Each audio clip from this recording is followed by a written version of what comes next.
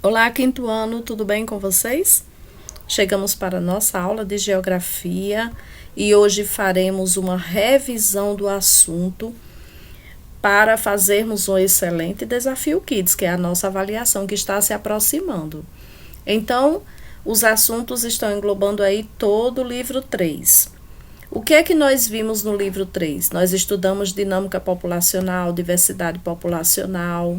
Nós vimos que o Brasil é miscigenado. Por quê? Porque ele foi formado pela mistura de várias raças e várias culturas.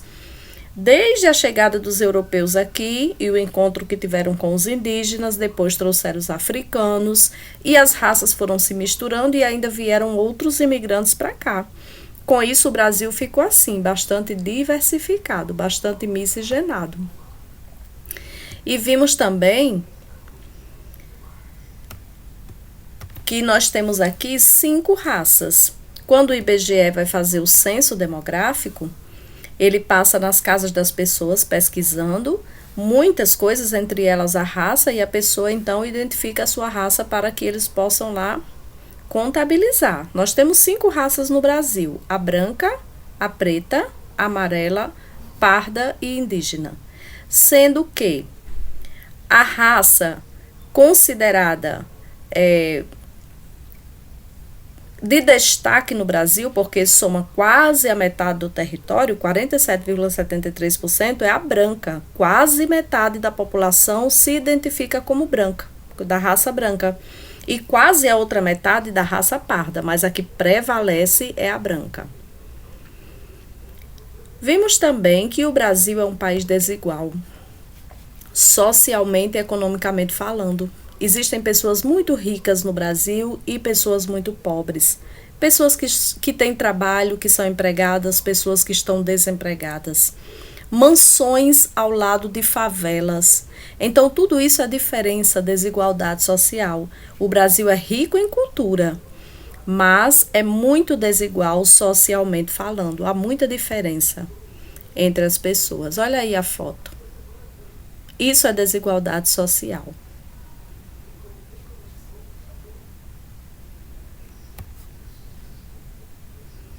Falamos também sobre organização populacional. E o que é que nós percebemos nesse assunto organização populacional?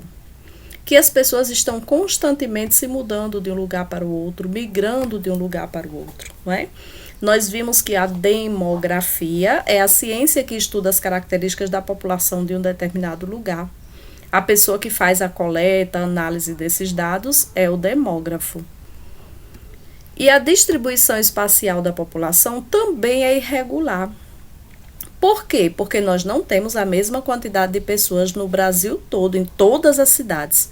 Algumas cidades têm muitas pessoas, como São Paulo, por exemplo, e outras têm pouquíssimas pessoas, como Serra da Saudade, em Minas Gerais. Certo? Então, a distribuição da população é irregular. E qual é o estado brasileiro, ou melhor, qual é a região brasileira que possui mais pessoas? É a região sudeste.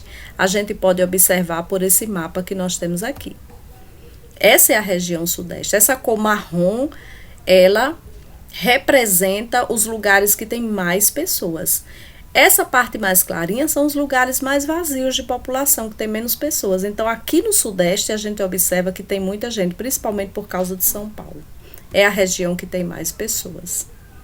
Falamos também sobre a hierarquia entre as cidades, aquelas que são super desenvolvidas e conseguem influenciar o Brasil todo com as suas atividades.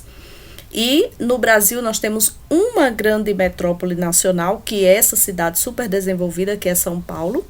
Temos 2 metrópoles nacionais, que é Rio de Janeiro e Brasília, e temos algumas metrópoles, que são Manaus, Recife, Fortaleza, Goiânia, Belém, Belo Horizonte, Curitiba, Porto Alegre. São as chamadas metrópoles. Falamos também um pouco sobre o fluxo de pessoas no espaço, no caso dentro do país ou para fora dele, a migração, não é? Os emigrantes quando saem de um lugar, os imigrantes quando chegam em algum lugar. Quando esse movimento acontece dentro do Brasil, é a migração interna. Quando é para fora do Brasil, é a migração internacional.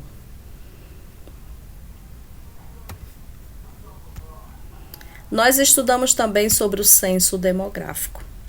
Nós vimos que o censo demográfico é uma pesquisa feita por quem? Pelo IBGE, o Instituto Brasileiro de Geografia e Estatística. No Brasil, essa pesquisa é feita a cada 10 anos. A última pesquisa, o último censo realizado no Brasil foi 2010.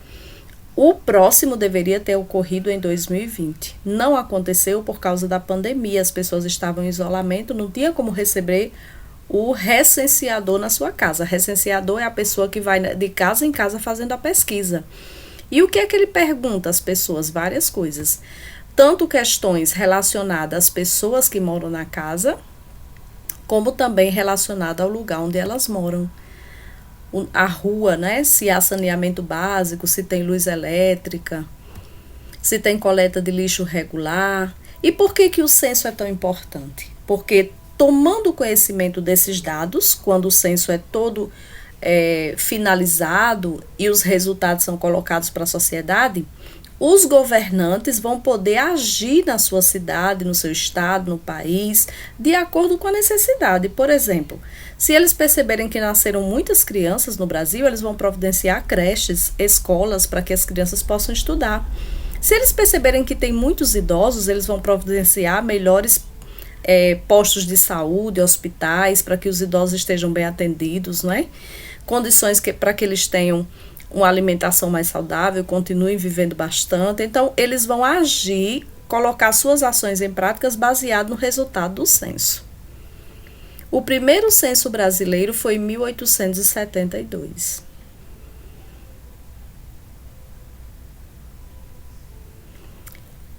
Os dados são registrados nesse equipamento aí, que cada recenseador leva na sua pesquisa. Tudo que eles perguntam na casa, eles vão informando, guardando aí nesse equipamento. Falamos sobre o censo 2010, que não foi realizado por causa da pandemia, e o censo 2021 está sendo programado. Porém, nós vimos na aula passada que saiu uma informação há poucos dias de que o censo não será realizado também em 2021 por falta de verbas. Seriam necessários 2 bilhões de reais para a realização desse processo do censo e os governantes disseram que não tem esse dinheiro. Portanto, foi suspenso. Quando acontecerá? Nós não sabemos. Se em 2022, se em 2023, portanto, o nosso censo está atrasado. E, por fim, nós falamos sobre o crescimento populacional. Nós vimos que 2 fatores favorecem o crescimento populacional de um lugar: nascimentos ou a migração, o movimento de pessoas, a chegada de pessoas de um lugar para o outro. Falamos sobre taxa de natalidade, que indica o número de nascimentos em determinada região por um período de 1 ano para cada 1.000 habitantes. Taxa de mortalidade, que significa quantas pessoas morrem naquele lugar para cada grupo de 1.000 pessoas no período de 1 ano. E a taxa de crescimento natural. Como é que a gente descobre a taxa de crescimento natural de um lugar? Fazendo uma subtração entre a taxa de natalidade e a taxa de mortalidade. Ou seja, você vai diminuir a taxa de natalidade da taxa de mortalidade. Nesse exemplo aqui, nós temos 7% na taxa de natalidade e 4% na de mortalidade. Se eu fizer 7 menos 4, eu vou ter 3%. Então, o crescimento desse lugar foi de 3%. Falamos sobre as migrações, não é? Que hoje é muito comum no Brasil as pessoas deixarem sua cidade para ir para outra, sua região. E isso faz com que o número populacional de um lugar também se altere. Falamos sobre o crescimento populacional na cidade, por causa da tecnologia que chegou ao campo e as pessoas ficaram desempregadas e foram então para a cidade. Isso é chamado de êxodo rural. O que é êxodo rural? Saída das pessoas do campo para a cidade. Elas foram porque no campo não tinha mais trabalho e porque a cidade tinha indústrias oferecendo trabalho para elas. Porém, isso trouxe alguns problemas. Esse monte de gente na cidade, a cidade superlotada.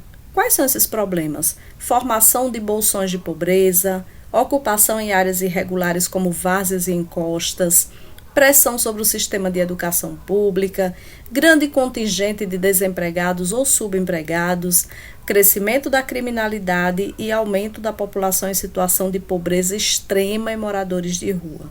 Esses foram os problemas ocasionados pelo grande número de pessoas na cidade. Falamos sobre a pirâmide populacional, também chamada de pirâmide etária, que é um gráfico que representa o conjunto da população de um território brasileiro, distribuída por gênero e por faixa etária. Então, a pirâmide, que é essa daqui, ela mostra esse conjunto da população dividido por gênero, homens e mulheres, e também por faixa etária. Vimos que quando a base da pirâmide é larga, isso indica que há um grande número de crianças. Quando ela é estreita, há um pequeno número de crianças, menor do que as outras faixas etárias. Isso serve para o corpo e para o topo também. Aqui no topo são representados os idosos. Se o topo for mais largo, quer dizer que a quantidade de idosos está grande. E agora a tia vai mostrar para vocês a nossa revisão. Você vai responder no capricho e depois a gente vai lançar o gabarito. De onde é que eu vou pesquisar essa revisão? No livro 3 todo. À medida que você for lendo, você vai vendo os assuntos. Por exemplo, aqui está começando com o IBGE. Você vai lá procurar no censo onde é que está essa resposta. E também desde o início do livro 3. Vai desde o comecinho do livro 3, lá onde fala sobre a distribuição étnico-racial da população brasileira. Desde o início, então você vai ler todo o livro, certo? Desde a diversidade populacional até a pirâmide etária, que foi onde nós terminamos. E você vai procurando as respostas e fazendo aí. O IBGE pesquisa a cor ou raça da população brasileira. Quais são as raças que existem aqui no Brasil? Qual delas representa a maior parte da população? Então, esse assunto está no início do livro 3. Vocês vão escrever o nome das raças que nós temos aqui no Brasil e qual é aquela raça que tem mais pessoas, certo? Número 2. Explique o que é êxodo rural e por quais motivos ele aconteceu no Brasil. Você vai lá no livro procurar o que é êxodo rural e por que o êxodo rural aconteceu. Qual motivo ou quais motivos? 3. O que é o censo demográfico e qual a sua importância? Então, você vai explicar o que é o censo demográfico, que Tia acabou de falar, né, no livro, e por que ele é importante. 4. Explique como se calcula a densidade demográfica de um lugar. Tem um cálculozinho lá no livro que ensina bem direitinho. Se eu quiser saber se uma cidade é muito povoada ou pouco povoada, como é que eu faço esse cálculo? Está na página 185 do livro, você pode ir lá dar uma olhadinha. Explique como se calcula a densidade de um lugar. Isso daí acabamos de ler, né? 5. Marque V para as afirmativas verdadeiras e F para as falsas. Em seguida, corrija as falsas. Letra A. Demografia é a ciência que estuda os povos antigos. Se for verdade, você coloca V. Se for falso, você coloca F. A distribuição da população brasileira é igual em todo o território? V ou F. Rio de Janeiro é a única grande metrópole nacional do Brasil. Manaus, Belém, Goiânia e Fortaleza são metrópoles. O órgão responsável pela realização do censo demográfico aqui no Brasil é o IBGE. Você vai marcar V ou F. Depois você vai pegar aquelas que foram F, falsas, e vocês vão consertar. Vocês vão escrever corretamente. 6. Defina, ou seja, diga o que é taxa de natalidade e taxa de mortalidade. Então, você vai explicar. Tem lá no último assunto, né, que a gente viu. Taxa de natalidade e taxa de mortalidade. O que é? E aqui na número 7, tem um probleminha para você resolver, mas é muito fácil. Se em um município a taxa de natalidade é de 12% e a taxa de mortalidade é de 7%, qual foi o crescimento natural desse município? Lembra que Tia acabou de explicar que a gente faz um cálculozinho para descobrir o crescimento natural de um lugar? A gente faz um cálculo. Você vai descobrir como é que a gente faz esse cálculo e vai resolver esse pequeno probleminha aí, certo? Você pode encontrar essa resposta na página 202 do seu livro. Veja como é lá que faz esse cálculo e você coloca aí, 202. O aumento da população na cidade gerou alguns problemas. Você vai citar 4 problemas desses, certo? Tá lá no livro também. 9. O que é uma pirâmide etária? Foi o nosso último assunto. O que é uma pirâmide etária e o que ela representa? 10. Observe a pirâmide etária de 2019 e responda o seguinte.